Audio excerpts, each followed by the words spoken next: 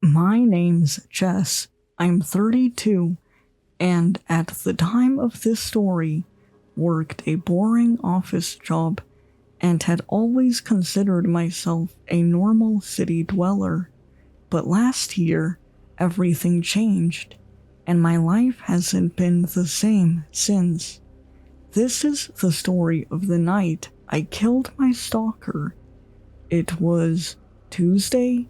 Yeah, it was a rainy Tuesday evening, just like any other spring day in the Pacific Northwest. I was headed home after a long day at work, eager to relax with a hot cup of tea and continue binge-watching Queer Eye on Netflix. As I left the office, the rain was already soaking through my jacket, making me shiver. Great day to forget my umbrella, I thought to myself. Unsurprisingly, this wasn't in the forecast for today. Yeah, partly cloudy my ass, I said in disgust. As I walked down the street, I noticed him, a man standing across the road, partially obscured by the shadows of a flickering street lamp. He was tall, with unkempt hair and a dark coat. He wore a medical mask, which made it hard to see his face. But what caught my attention was his phone pointed directly at me. He appeared to be taking a video of me. What the fuck? I muttered to myself. At first, I brushed it off as just being another cracked out homeless person. This is Seattle after all. I quickened my pace, eager to get out of the rain and away from his unsettling gaze. Yet, as I walked, the feeling of being watched persisted, a cold knot forming in my stomach. I glanced back. He was still there, unmoving, his phone still pointed in my direction. My heartbeat quickened. I told myself I was being paranoid, that it was just a coincidence. Obviously, he's just a freak, I muttered as I opened my car door. I slid into my seat, slammed the door shut, and took a deep breath. When I looked back, he was still there, standing motionless in the rain, staring. Yeah, fucking weirdo, I whispered to myself. The knot in my stomach tightened as I started the car. I made sure to flip him off as I drove through the gutter, splashing rainwater onto him.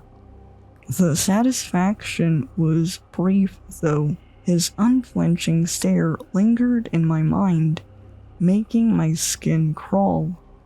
After merging onto the I-5, I let out a sigh of relief, shaking off the strange encounter. Maybe I'd been reading too much or no sleep. Yeah, that had to be it. The sooner I got home, the sooner I could forget about this and lose myself in Queer Eye. The next day, I found a note on my car. It was a simple piece of paper, but the message sent chills down my spine. You were really mean to me yesterday. I looked around the parking lot, but there was no sign of the man from the previous night. At work, my phone buzzed with a text from an unknown number. I saw you leave for work today. Should have layered up, though. I hear it's supposed to be another rainy day. I threw my phone down on my desk in disgust. I felt exposed, vulnerable. Was this guy from last night? How the fuck did he know where I lived? I showed the messages to my colleague, Linda, who insisted I call the police. You need to report this, Linda said, her voice firm. I don't know, Linda, I replied, glancing at the message again. What if it's just a prank? Better safe than sorry, she insisted. At least, if something else happens, you'll have already made a report on him. Stephanie scoffed as she heard us talking about what to do. Jess, I watched you splash that poor homeless guy with your car. You deserve whatever is coming to you. I always hated Stephanie. She's the boss's daughter and always found ways to subtly remind you of that. On my lunch break, I called non-emergency. Dispatch told me a police officer would contact me to gather further information. The officer called me an hour or so later and took my statement, but didn't seem overly concerned. He advised me to be cautious and keep an eye out for anything suspicious, but noted that this is Seattle after all. He just sounds like another lost cause. I nodded, but his lack of urgency only heightened my anxiety. Wednesday morning, I was extra careful as I left my apartment. I scanned the area, looking for any sign of the stalker, but saw nothing. I thought maybe he had given up, or hopefully got hit by a bus. But as I pulled into the parking lot at work, my stomach dropped. There he was again, standing in the lobby, talking with the security officer. Your employee splashed me with her car. If you don't do anything about this, then I will, he shouted, his voice rising in anger. I hurried into the elevator, my heart pounding. Thankfully, he had his back to me and didn't see me come in. The doors closed, and I let out a shaky breath, trying to calm myself. When I reached my floor, I quickly made my way to my office, avoiding eye contact with anyone. As I settled into my chair, I got a Teams notification from my friend Linda. You okay? You look like you've seen a ghost. I glanced at the lobby security feed on my computer screen. He was still there, arguing with the security officer, his masked face a disturbing reminder of last night's encounter. I texted back, just a weirdo I ran into last night. Hopefully security will handle it. But as I tried to focus on my work, I couldn't shake the feeling that this was far from over. My mind raced with thoughts of what he might do next and how I could protect myself. The sense of dread lingered, a dark cloud over my day. That evening, as I drove home, I constantly checked my mirrors, half expecting to see him following me. I arrived home without incident, but the unease stayed with me. I didn't sleep that night. Every noise outside made me jump. Every shadow seemed to move. By morning, I was a wreck. I decided to work from home, keeping the doors locked and curtains drawn. My phone buzzed again with another message. You can't hide forever. My hands trembled as I read the message, the words blurring through my tears of fear and frustration. I texted Linda. He's texting me now. I don't know what to do. Linda replied almost immediately. Call the police, now. Do you want me to come over? I hesitated. I didn't want to drag her into this mess, but I was terrified. Yes, please, I typed back, my fingers shaking. Minutes felt like hours until Linda arrived. When she finally knocked on my door, I almost collapsed into her arms. She helped me call the police, who arrived and took a statement. but there was little they could do with just a text and no clear threats. As the officers left, Linda and I tried to brainstorm what to do next. Change your number? Stay somewhere else for a while? She suggested. I nodded, my mind racing. Maybe I should get some security cameras, too, and an alarm system. Linda stayed with me that night, but even with her there, sleep was elusive. The feeling of being watched, of being hunted, wouldn't leave me. The next morning, another text arrived. Nice friend you have. It won't help. Panic surged through me. How did he know Linda was here? I showed her the message, and her face paled. This is getting too creepy, she said.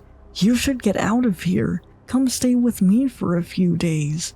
We packed a bag for me, and Linda insisted I stay with her for a while. As we left, I couldn't help but glance around, half expecting to see him lurking in the shadows. The dread was now a constant companion, whispering fears into my ear. Linda's place has a security system with cameras and an alarm. She let me download the app and log into the system so I could watch it for comfort. It felt a bit safer, but I knew it was only temporary.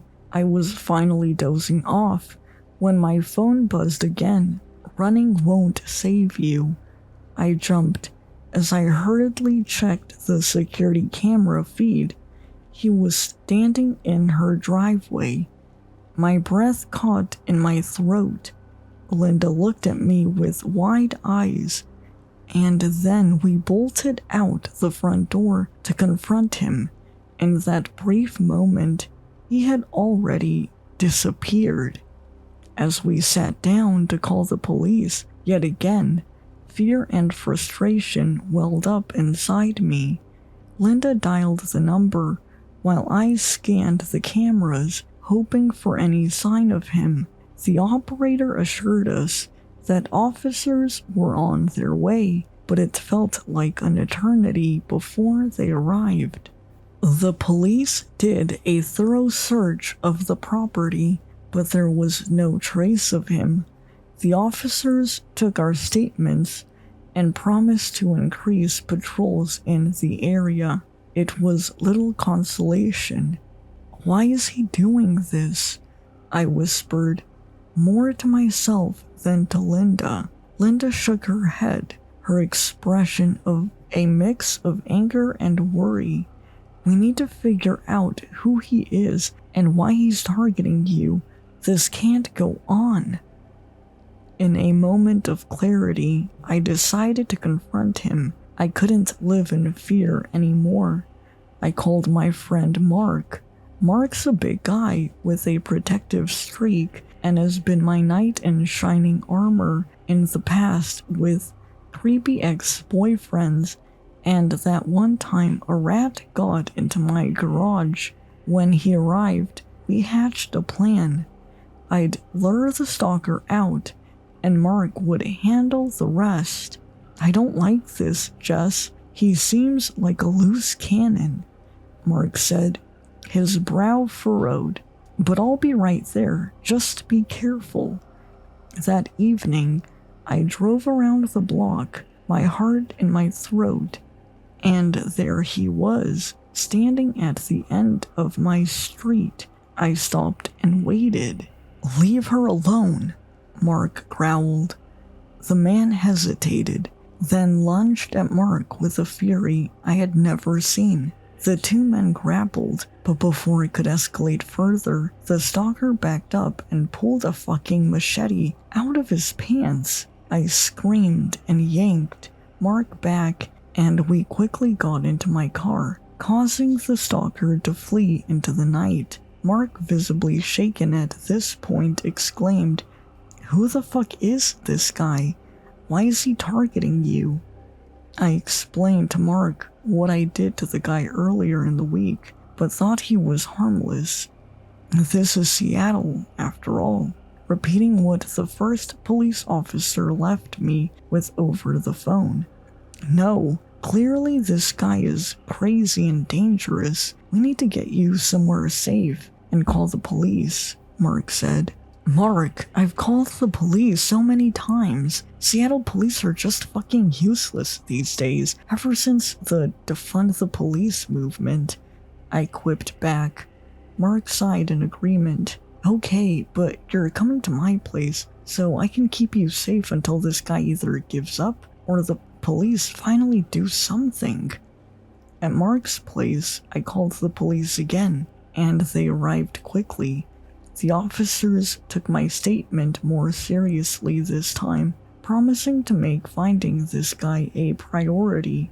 The sergeant gave me his business card and said, if he comes back, I want you to call me, and I'll personally respond. I don't care what time you call. Call me, and I'll put a stop to this for you. Jess, you need to stay strong, Mark said, trying to comfort me. You did everything you could. I feel so responsible, I whispered, tears streaming down my face. That was all I could get out before uncontrollably sobbing. That night, my phone buzzed again with a message. See you soon. Exhausted and scared, I finally fell asleep at Mark's house, but in the middle of the night, I awoke to a terrifying sight. The stalker was on top of me, his hands around my throat. I struggled to scream, to fight back, but his grip tightened. Thought you could get away? He hissed, his breath hot and foul against my face. All I could think about was the fact that I'm about to die, literally feet away from Mark, while he's asleep in another room. This batshit crazy perfect specimen of Seattle's finest crackheads is going to fucking kill me, raced through my head. However, I wasn't going down without a fight. Desperation surged through me. I clawed at his hands, my vision blurring. My fingers found a nearby lamp, and with all the strength I could muster, I smashed it against his head. He grunted in pain, loosening his grip just enough for me to scramble out from under him. I dashed to the kitchen, my heart pounding, and grabbed the largest knife I could find. He staggered after me, blood dripping from his temple, a crazed look in his eyes. As the man lunged at me, I saw Mark stumble out of his room. What the fuck was all Mark could say before I acted on pure instinct and drove the knife into this guy's chest. He fell to the floor, and I got on top of him. He gasped, eyes wide with shock, and collapsed to the floor. I stood there, shaking, as the reality of what I had done sank in. The room was eerily silent, except for my ragged breathing. Then something in me snapped. As if through blind rage and tears, I sat on top of him and began stabbing him over and over while screaming. Mark finally pulled me off him. Jess, that's enough. He's dead, Mark exclaimed. Call the sergeant and tell him what happened. Minutes later, our street was flooded with police lights. They found me sitting on the kitchen floor, the knife still in my hand, staring blankly at the lifeless body of the man who had tormented me. Hold on, guys, the sergeant began. She's our victim. Let me talk to her. Jess, are you okay? The sergeant asked, kneeling down and gently taking the knife from my hand. I had to do it, I stammered. He was going to kill me. He was going to kill me, and I had to make sure that he died instead of me. Holy fuck, Jess. the sergeant said. "You really did a number on him. That's for sure." The next few hours were a blur of questions, statements, and reassurances. They confirmed that my stalker, James Boone, was dead on the scene and that I had acted in self-defense. Despite this, the trauma of the event left me feeling hollow and shaken. Even though James was dead, I couldn't escape the shadows of those days. I moved to a new apartment, changed my routines, and tried to start over, but every time I saw a man standing alone or received an unknown message, my heart skipped a beat. The memory of that night haunted me, a constant reminder of how quickly a stranger's obsession had spiraled into a nightmare. James may be gone, but his reign of torment is forever etched in my mind. I lived in fear of his words, knowing that even in death, his shadow would always be behind me, a reminder of the darkness lurking in the hearts of strangers. After the case was closed, I quit my job and sold my house. I moved to Nebraska, hoping to leave the nightmare behind and start fresh. The small town I chose was a stark contrast to Seattle, with its wide-open spaces and quiet, friendly streets. I found a cozy little house on the outskirts of town, surrounded by fields and far from the hustle and bustle of city life. It was peaceful, almost too peaceful at first, but I needed the calm to heal. Days turned into weeks, and slowly, I began to reclaim my life. I got a new job at a local library, where the routine and the tranquility of the place were a balm to my frazzled nerves. Linda visited often, her support a constant reminder that I wasn't alone, but every now and then, a sudden noise or a fleeting shadow would send my heart racing. The memories of that horrific night lurking just beneath the surface. I attended therapy sessions regularly, working through the trauma, trying to piece myself back together.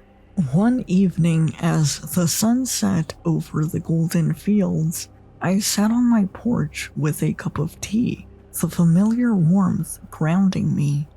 My phone buzzed with a message from Linda. "How's my favorite Nebraskan doing?" I smiled and texted back, "Better, slowly but surely." As I looked out at the serene landscape, I realized that while the scars of my past would always be with me, they didn't have to define my future. Nebraska was my fresh start, a place to build new memories and find peace, and for the first time in a long time, I felt a glimmer of hope.